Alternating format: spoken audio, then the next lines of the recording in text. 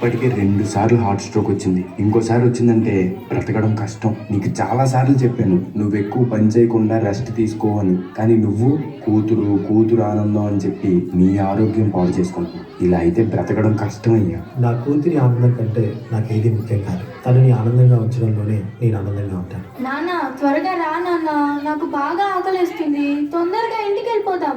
మరేం పర్లేదు డాక్టర్, నేను చూసుకుంటాను. నాన్న నాకు బాగా ఆకలిసినప్పుడు ఆ ఆకలి తెలియకుండా ఒక పాట పాడతారు కదా, పాడండి నాన్న.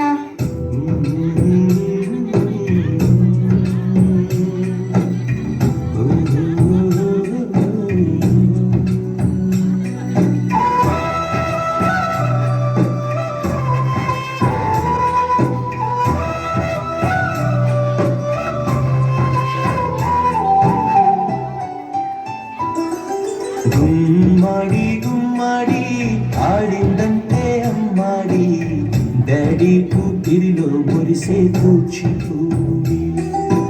చిందాడి చిందాడి తుళ్ళిందంటే చిన్నాడి, మమ్మీ చూపుల్లో చూడు ఎంత వేడి. నాన్న కాళ్ళు నొప్పి వస్తున్నాయి నాన్న.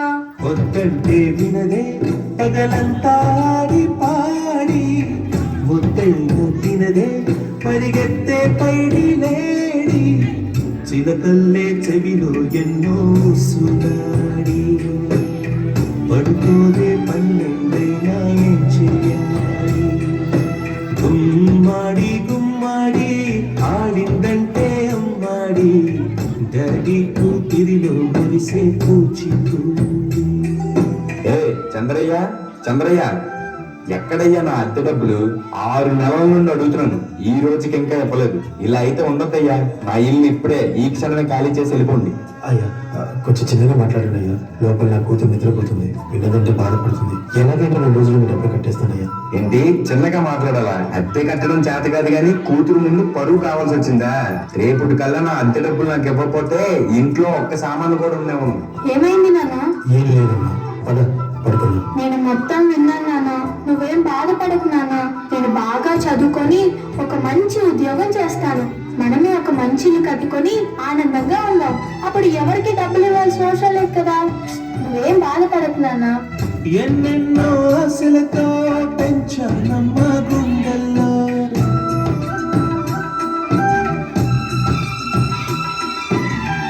ఎన్నెన్నో ఆశలతో పెంచానమ్మ గుండెల్లో, నువ్వే నా కలలన్నీ పెంచలే నీ కన్నుల్లో. నా తల్లివి నువ్వో, నీ తండ్రిని నేను, ఎవరినెవరు లాలిస్తున్నారు? ఏమైంది నాన్న? డాన్స్ చెయ్యి నాన్న. చిత్రంగా చూస్తుంటే నీ కన్నట్టు పొంగిందే ఆ చూపుల్లో పాలవెల్లి. నాన్న రేపు నాకు ఢిల్లీలో ఇంటర్వ్యూ ఉంది.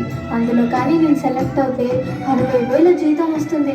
ఇక మన కష్టాలన్నీ తీరిపోతాయి, హ్యాపీగా బ్రతికేయచ్చు. నీ ప్రశ్నలు నీవి ఎవ్వరో బదులు అడుగా. జాగ్రత్త అమ్మా, నీకోసం ఎదురు చూస్తూ ఉంటాను. త్వరగా వచ్చేవా? ఖచ్చితంగా ఆ జాబ్ ని సంపాదించే వస్తా. ఏ గాలో నిన్ను తరుముతుంటే అల్లరిగా, మరి నేను వెళ్ళొస్తాను నాన్న, నువ్వు జాగ్రత్తగా ఉండు. ఆగాలో లేదు తెలియదంటే చెల్లదుగా.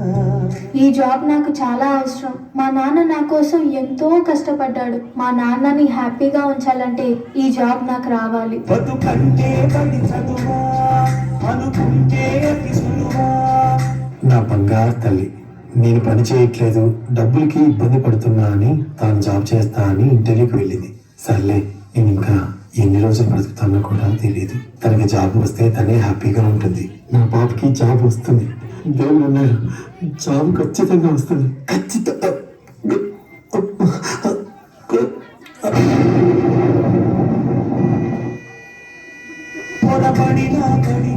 జాలి పడదే కాలం మనలాగా.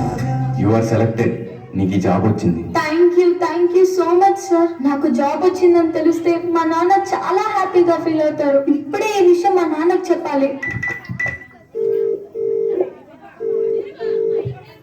ఏంటి నాన్న ఫోన్ లిఫ్ట్ చేయట్లేదు? సరేలే, డైరెక్ట్ గా వెళ్ళి సర్ప్రైజ్ చేద్దాం. ఆయన హ్యాపీగా ఫీల్ అవ్వడం నేను కల్లారా చూడాలి. ఒక నిమిషం కూడా ఆగిపోదే నువ్వు వచ్చేదాకా.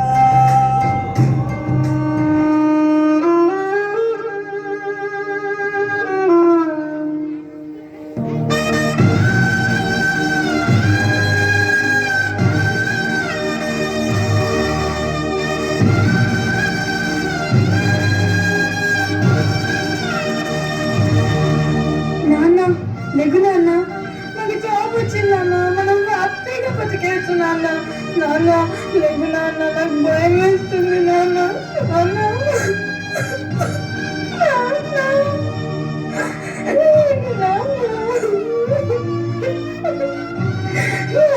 ప్లీజ్ నాన్న లెగిసి చూడు నాన్న. అందులో కానీ సెలెక్ట్ అయితే 60,000 జీతం వస్తుంది. ఇక మన కష్టాలన్నీ తీరిపోతాయి. హ్యాపీగా బ్రతికేయచ్చు. నాన్న లెగు నాన్న, నాతో డాన్స్ చేస్తావు కదా నాన్న, ఇప్పుడు కూడా చేద్దాం లేనా?